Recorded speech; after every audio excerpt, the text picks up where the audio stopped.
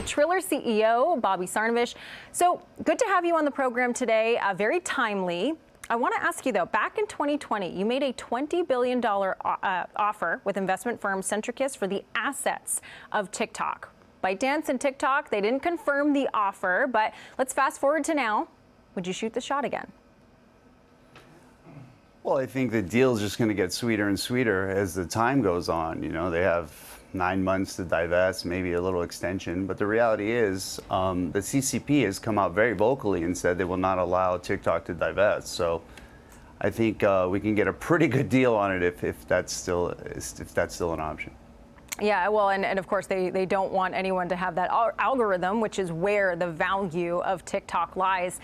So, of course, this is still fresh news, but I'm curious, have you seen any user activity flocking to Triller, and why do you think you are the #1 alternative to TikTok right now? Well, I think it's multifactorial, but if you look at what happened historically when President Trump tried to ban TikTok, our app became #1 in 72 countries in all categories, surpassing the Meta products, surpassing YouTube products. And this time what we're seeing is a bipartisan ban, right? It wasn't a potential ban. It's been a ban that's been approved by the Congress, the House, Senate, and President Biden has signed this.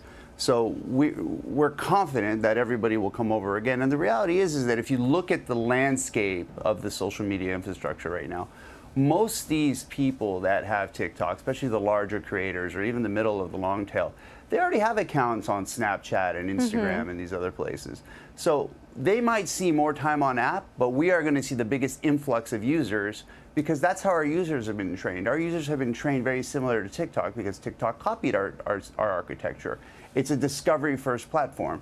Most people go to Instagram to see, I don't know, pictures of someone on vacation. My mom uses Instagram, for God's sakes. Like, if I would have told you 10 years ago Facebook was it, yeah, listen, my mom's a big Show the Fan, by the way. Fan of the show. Well, I love to hear that. But, I do have to push you on this, though, because like you said, August 2020, I remember I was reporting on it. Triller shot to the top of the App Store, but we haven't seen that follow through. If people were downloading it, were liking using the app, why didn't they stay?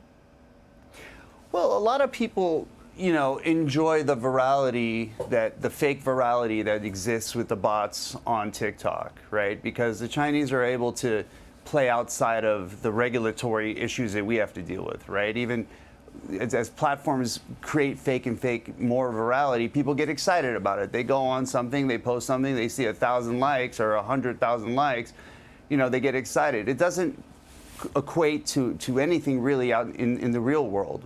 But what we've seen with TikTok is they're using the user base to really affect politics, to affect images of children. TikTok in Asia, they benefit by science and physics. Our kids get virality by eating detergent or getting involved in politics they don't really understand.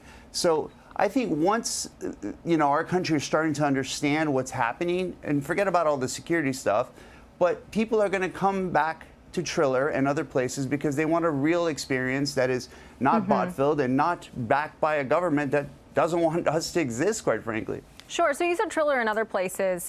We were looking at a Bernstein report. It was saying, okay, Instagram Reels is going to really benefit from a potential ban of TikTok. So will YouTube Shorts. I mean, these are behemoths that have huge user bases.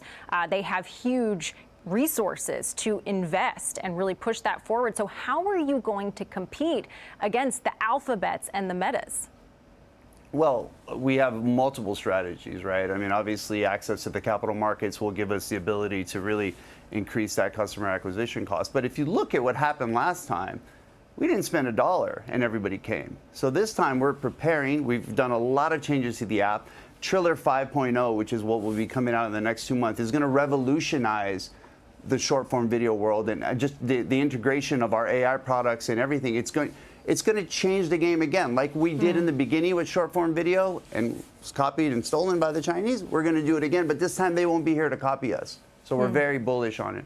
Okay, Triller 5.0, we're going to be watching for that. Before I let you go, though, I got to ask, okay? TikTok is going to be shopping around for a buyer potentially if ByteDance, is going to sell. If you were able to get it with the algorithm, give me a price. What's the number you'd pay for it? Somewhere between $100 and $200, maybe.